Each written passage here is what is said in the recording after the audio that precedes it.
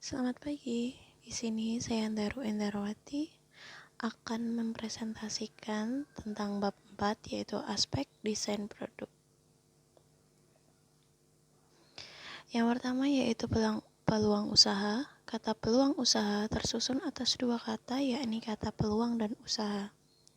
Definisi peluang usaha adalah kesempatan yang muncul di waktu tertentu yang dapat memberikan kesempatan besar untuk mendapatkan keuntungan apabila dalam kesempatan tersebut dilakukan suatu perbuatan dengan mengarahkan tenaga dan pikiran.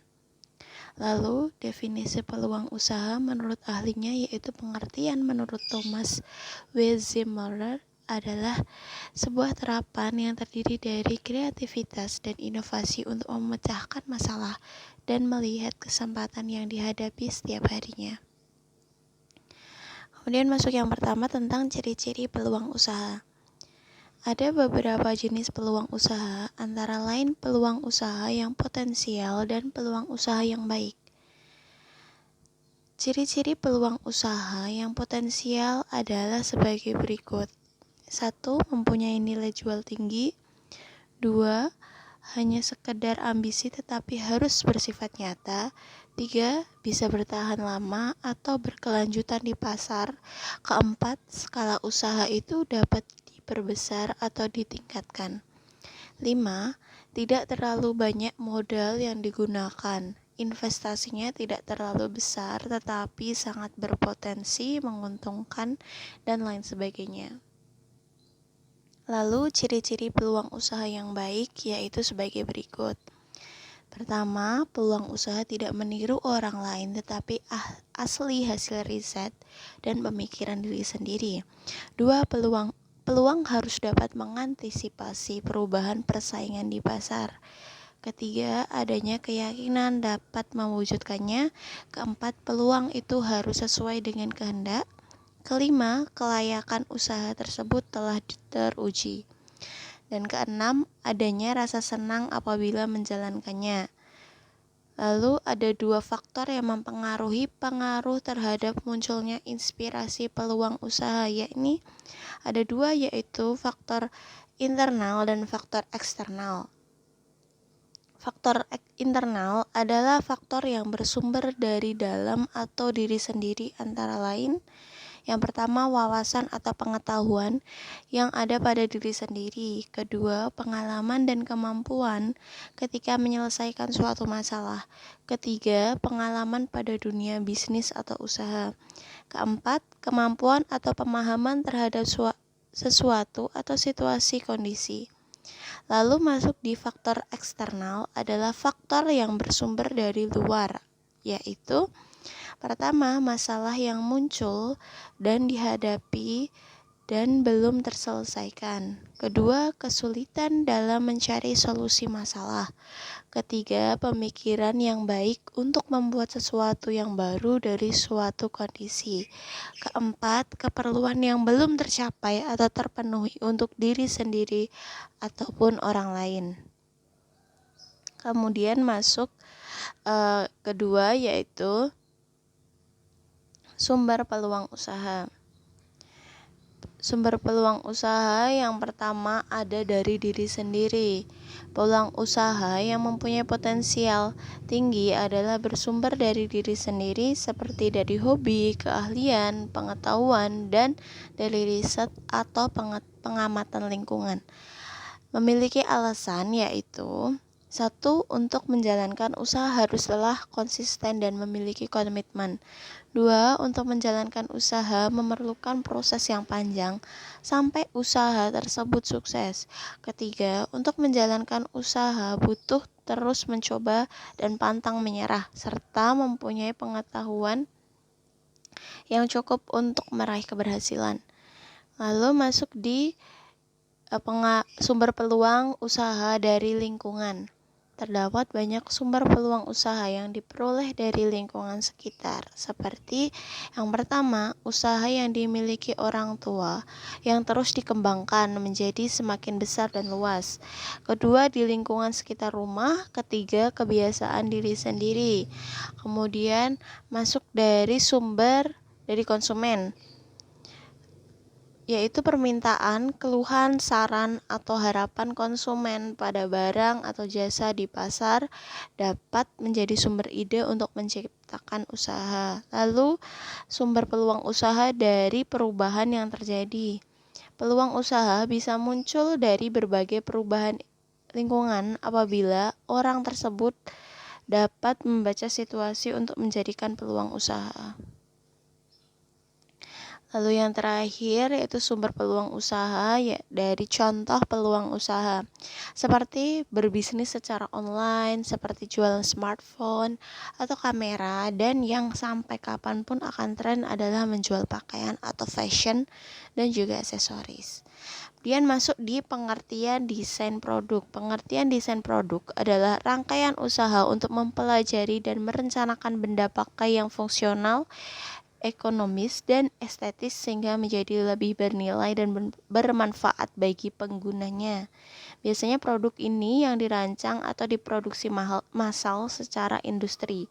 Oleh karena itu, terkadang bidang studi ini juga disebut sebagai desain industri. Kemudian di ruang lingkup desain produk, itu dapat dibagi menjadi 4, yaitu desain produk peralatan, desain perkakas lingkungan, desain alat transportasi, dan desain produk kerajinan atau kriya. Meskipun luas, namun ruang lingkupnya cukup jelas. Maka desain produk adalah cabang ilmu desain yang unik, namun memiliki kadar interdisiplin tinggi.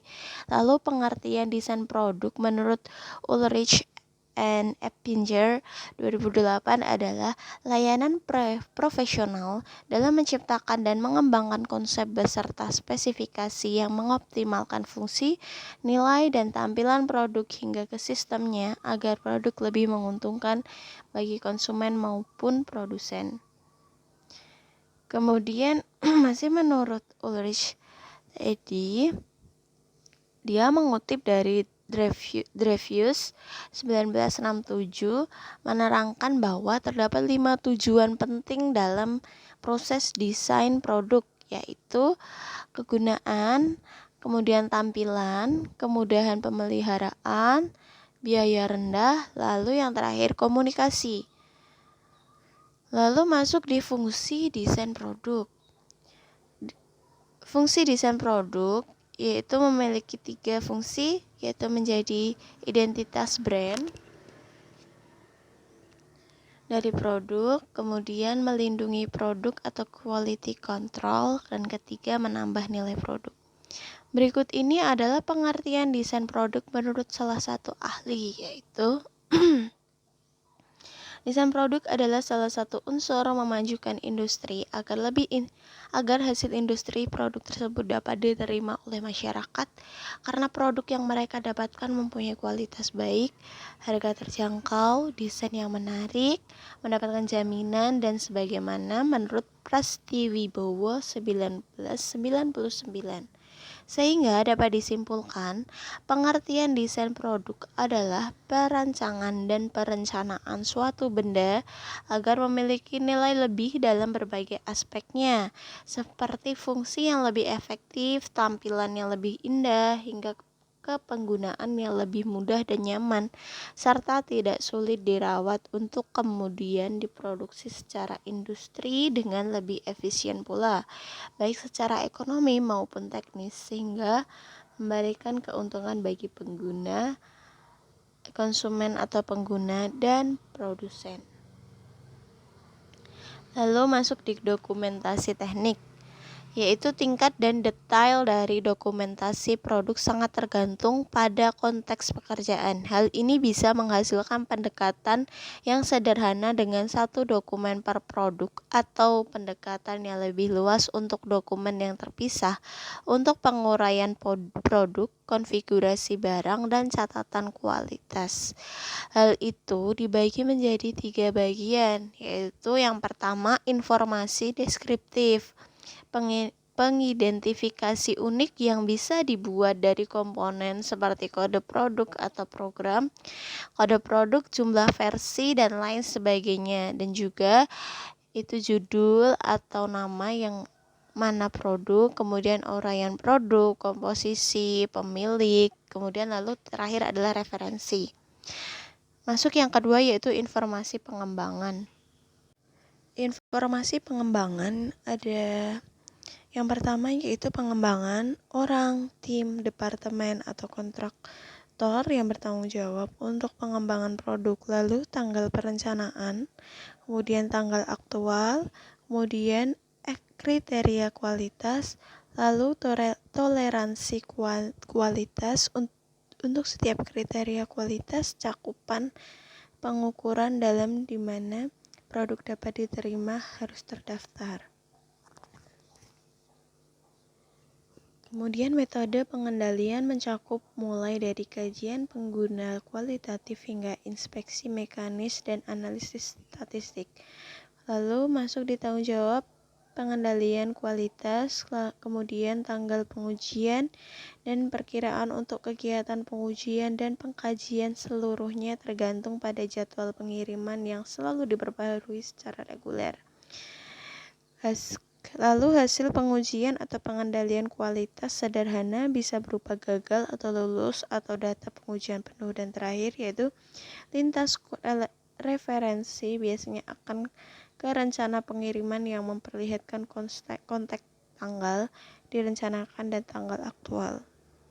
Kemudian masuk di ketiga yaitu informasi konfigurasi. Ada 6.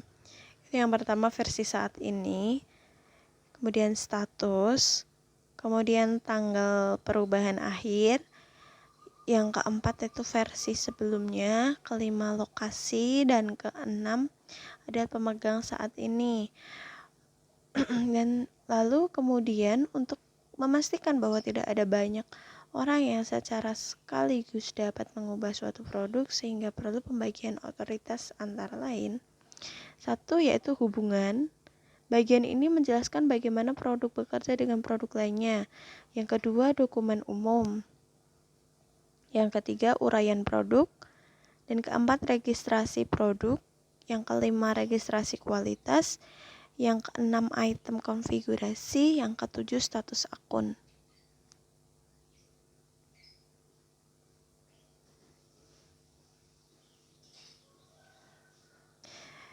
Dan itu adalah presentasi yang sudah saya lakukan. Terima kasih karena sudah menyimak.